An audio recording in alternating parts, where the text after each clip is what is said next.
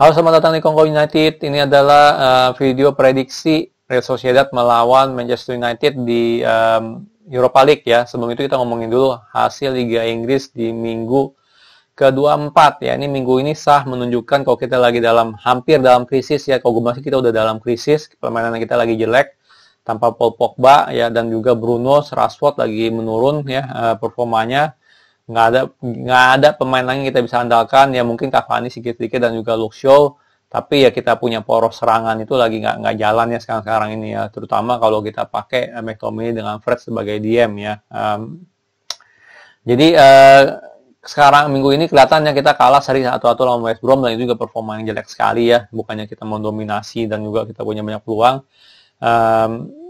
Bahkan kalau bisa gue bilang sih ini mengkhawatirkan ya, untuk top 4 pun mengkhawatirkan. Kenapa? Ya kita lihat dari hasil Liga Inggris ini,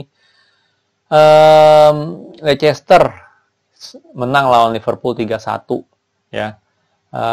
West Ham menang 3-0 lawan Sheffield. Chelsea menang lagi 2-0 lawan Newcastle ya. Jadi ini kompetitor kita nih sekarang ini untuk tetap di top 4 ya. Jadi cukup memprihatinkan, kalau gue bilang cukup memprihatinkan. Manchester City di lain pihak menang lagi 3-0 lawan Tottenham. Kayak gue udah bilang juga nih, kalau Manchester City sih udah 80% lah ya, itu juara kalau gue bilang ya. Gue udah bilang sebelumnya, Tottenham nggak mungkin bisa menang. Nggak mungkin Man City drop point lawan Tottenham. Nggak mungkin Man City drop point lawan Arsenal. Lihat aja nanti, pasti Arsenal kalah ya. Jadi kalau gue bilang sih mereka 80% lah juara ya. Jadi inilah minggu 24 ini minggu yang sangat kelam lah buat Manchester United ya, kalau bisa bilang ya. Lihat tuh, kita punya standing udah masih nomor 2, tapi kita udah sama poinnya kayak Leicester, 46 dengan 46. Ya, di lain pihak Chelsea, West Ham udah mendekati nih 42 dan 42. Ya, beda cuma 4 poin. Ya, dan kita di beberapa pertandingan depan nggak gampang. Ya, kita ketemu Sociedad, Newcastle oke lah gampang. Sociedad lah itu kita ketemu Chelsea. Ya, bayangin tuh, kita ketemu Man City. Kita ketemu West Ham.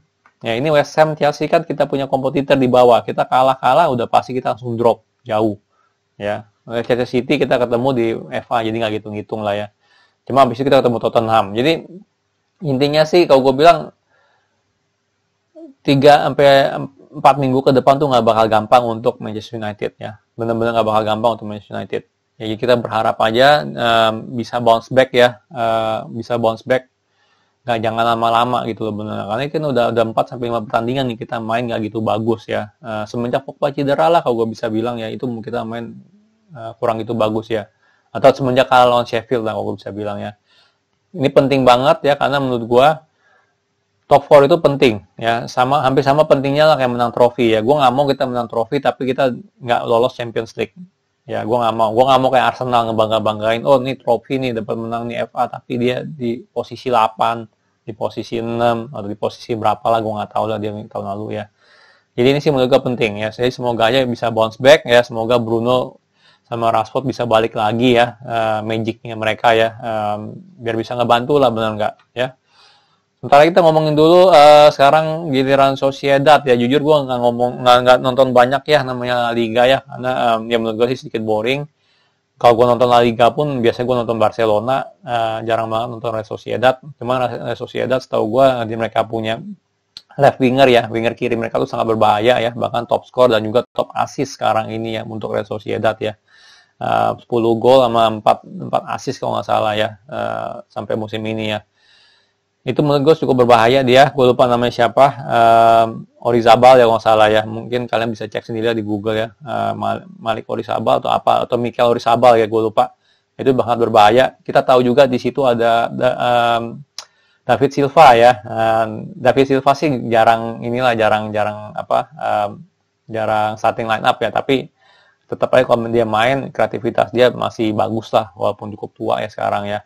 Paling cuma lambat doang lah dia, sedikit lebih lambat ya. Dan juga kita tahu ada winger kanan ex Manchester United ya, Adnan Januzaj ya.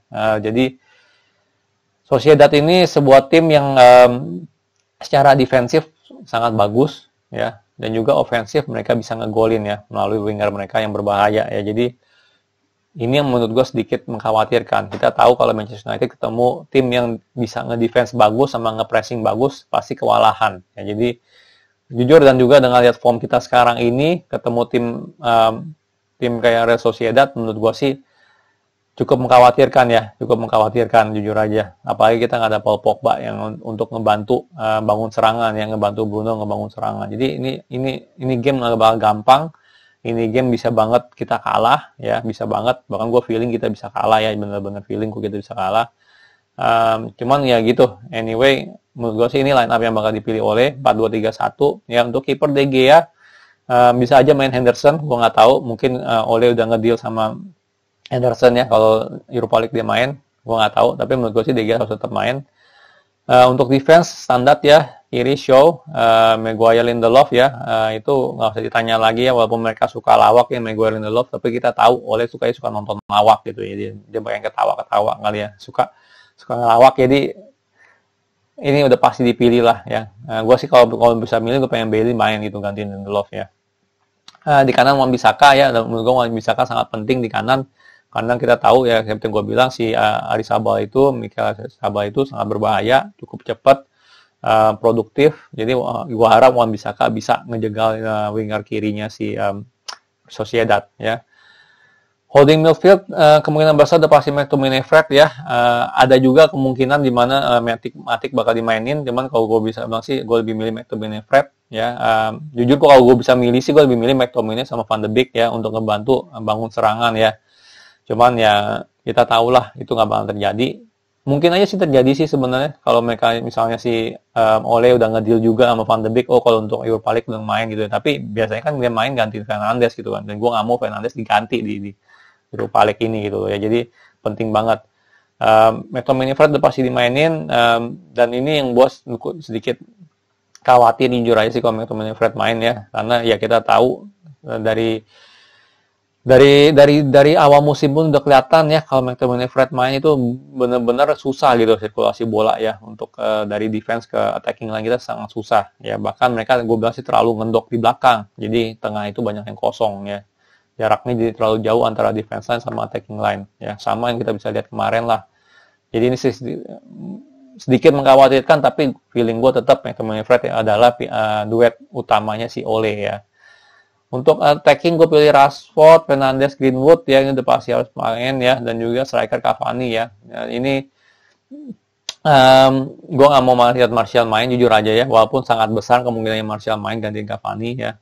Menurut gue sih seperti yang gue pernah bilang, Martial itu fungsinya sekarang itu adalah cadangan Rashford ataupun Cavani ya. Kalau mau istirahatin Cavani ya Martial main gitu loh. Kalau mau istirahatin Rashford, Martial main. Tapi ya gue pengen sih kalau bisa Cavani, Rashford yang main gitu ya. Kalau emang mau istirahatin mereka berdua, istirahatinnya pas lawan Newcastle nanti di Liga Inggris ya.